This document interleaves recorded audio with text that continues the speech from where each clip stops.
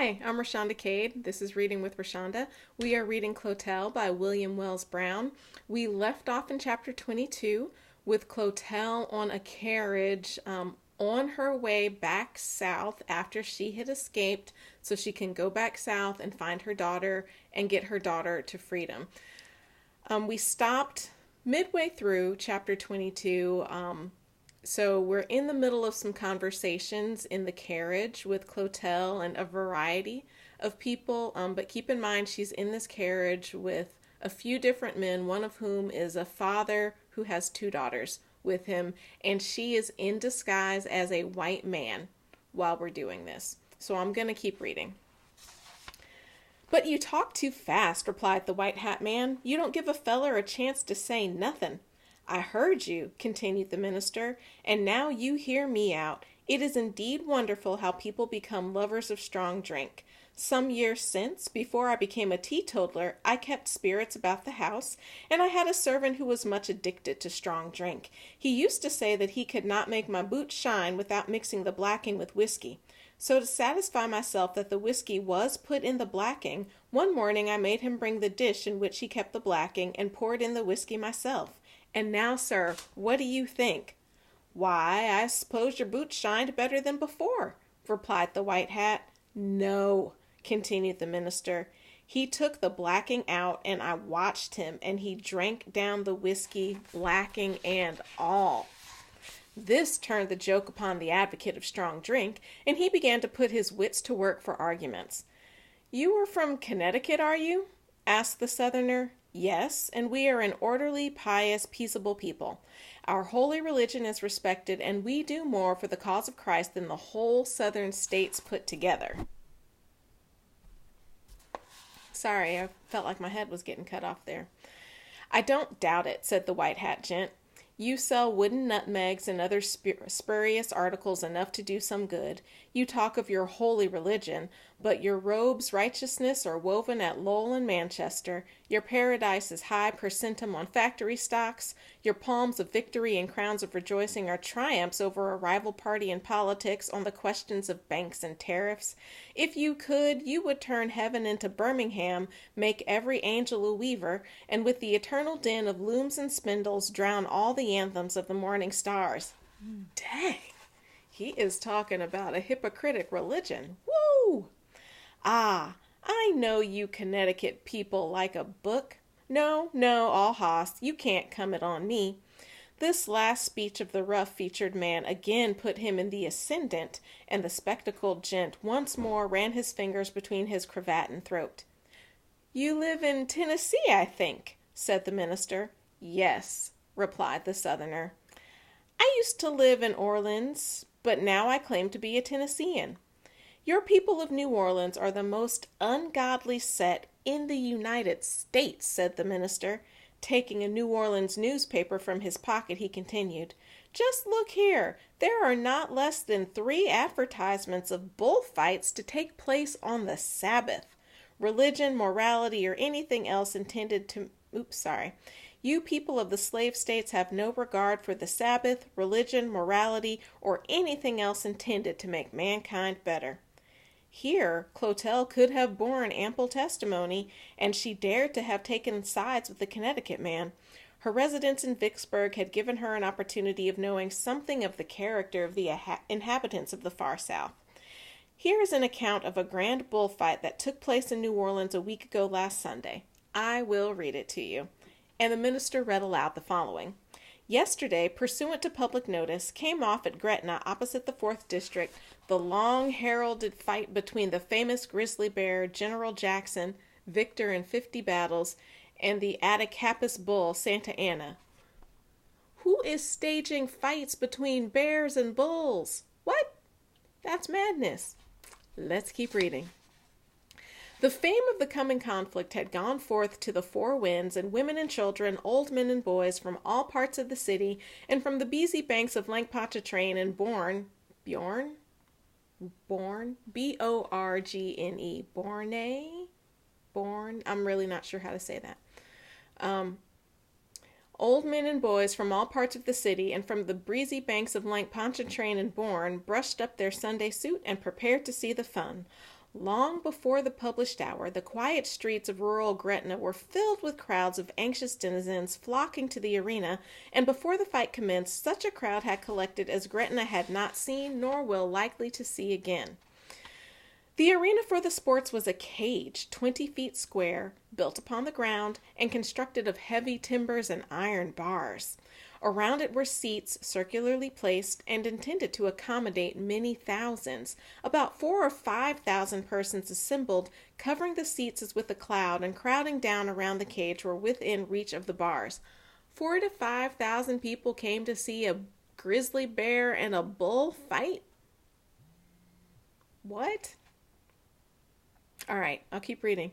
The bull selected to sustain the honor and verify the pluck of Attakapas on this trying occasion was a black animal from the Opelousas, lithe and sinewy as a 4-year-old courser.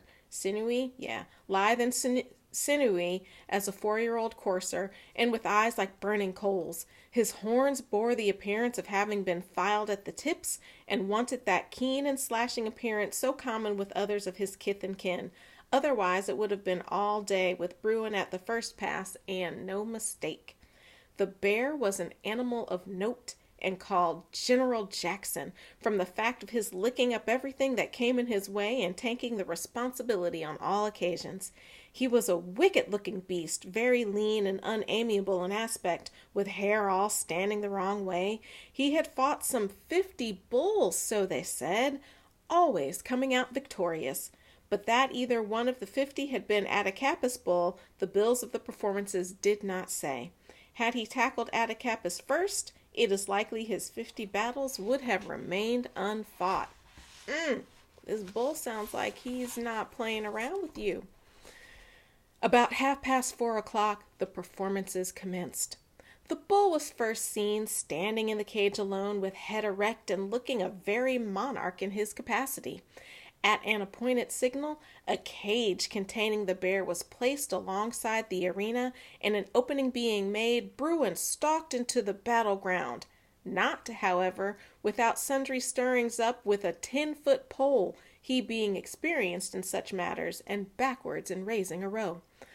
Once on the battlefield, both animals stood like wary champions, eyeing each other, the bear cowering low with head upturned and fangs exposed, while Attakapas stood wondering with his eye dilated, lashing his sides with his long and bushy tail, and pawing up the earth in very wrath. The bear seemed little inclined to begin the attack, and the bull, standing a moment, made steps first backward, then forward, as if measuring his antagonist and meditating where to plant a blow. Bruin wouldn't come to the scratch no way, till one of the keepers, with an iron rod, tickled his ribs and made a move. Seeing this, Attakapas took it as a hostile demonstration, and gathering his strength, dashed savagely at the enemy, catching him on the points of his horns and doubling him up like a sack of bran against the bars. Bruin sung out at this and made a dash for his opponent's nose. Whew! Missing this, the bull turned to the about face, and the bear caught him by the ham, inflicting a ghastly wound. But Attakapas, with a kick, shook him off and renewed the attack, went at him again, head on and with a rush. This time he was not so fortunate, for the bear caught him above the eye, burying his fangs in the tough hide and holding him as in a vice. It was now the bull's turn to sing out, and he did it, bellowing forth with a voice more hideous than that of all the bulls of Bashan. Some minutes stood matters thus, and the cries of the bull, mingled with the hoarse growls of the bear, made hideous music, fit only for a dance of devils. Then came a pause, the bear having relinquished his hold, and for a few minutes it was doubtful whether the fun was up. Fun? For whom? But the magic wand of the keeper, the 10-foot pole, again stirred up Bruin, and at it they went, and with a rush. Bruin now tried to fasten on the bull's back and drove his tusks in him in several places, making the red blood flow like wine from the vats of Luna. But Attakapas was plucked to the backbone, and, catching Bruin on the tips of his horns, shuffled him right up merrily, making the fur fly like feathers in a gale of wind. Bruin cried "Nuff!" in bear language. But the bull followed up his advantage and, making one furious plunge full at the figurehead of the enemy, struck a horn into his eye, burying it there and dashing the tender organ into darkness and atoms. Blood followed the blow, and poor Bruin, blinded, bleeding, and in mortal agony, turned with a howl to leave. But Attakapas caught him in the retreat and rolled him over like a ball. Over and over again this rolling over was enacted, and finally, after more than an hour, Bruin curled himself up on his back, bruised, bloody, and dead beat. The thing was up with California, and Attakapas was declared the victor amidst the applause of the multitude that made the heavens ring. Wow, what a bloody spectacle! And I do appreciate that Brown intersperses different narratives within his narrative. So this was Brown writing a novel, and in the novel, someone is telling a story, and in their telling of the story, they pull out a newspaper, and from the newspaper, they read the story that is recounting the story of a bear and a bull fighting. I love the layers and the layers. This is very meta. I appreciate all of the thought that went into that. Whew, all right, so we've read about this bear and bull fight. That was crazy. There, said he, can you find anything against Connecticut equal to that? The Southerner had to admit that he was beat by the Yankee. During all this time, it must not be supposed that the old gent with 2 daughters, and even the young ladies themselves, had been silent. Clotel and they had not only given their opinions as regarded the merits of the discussion, but that sly glance of the eye which is ever given where the young of both sexes meet had been freely at work.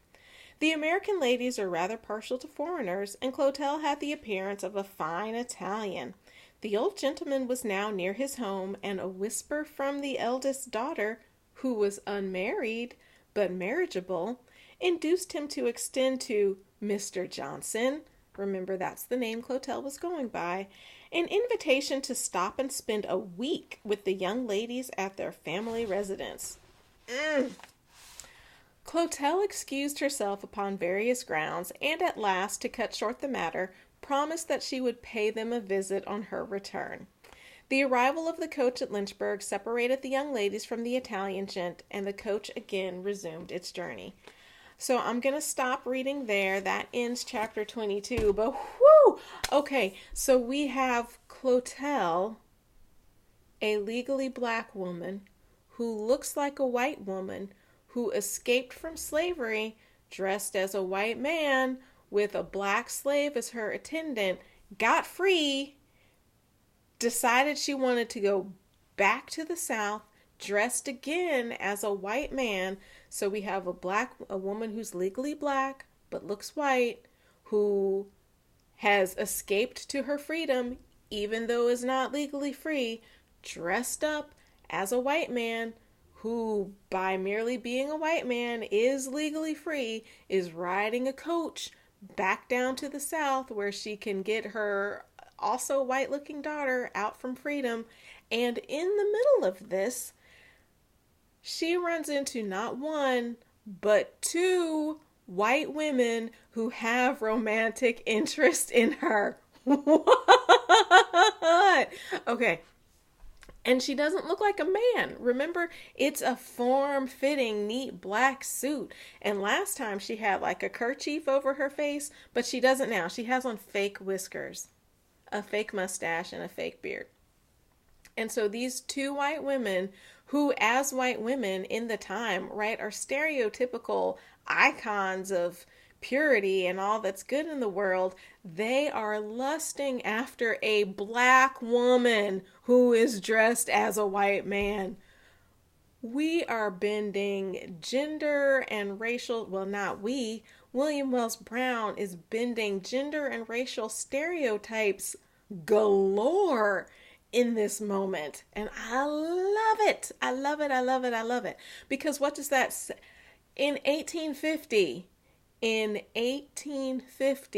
William Wells Brown was saying not only is race malleable, but gender is also malleable. He's throwing in people who are literally having same-sex attraction, but not necessarily knowing that that's what they're having. Like, he was given rights and freedom to everybody right here in this moment in this novel. And it's important to recognize that this work happened as early as 1850, that people were questioning the binaries that rule our society.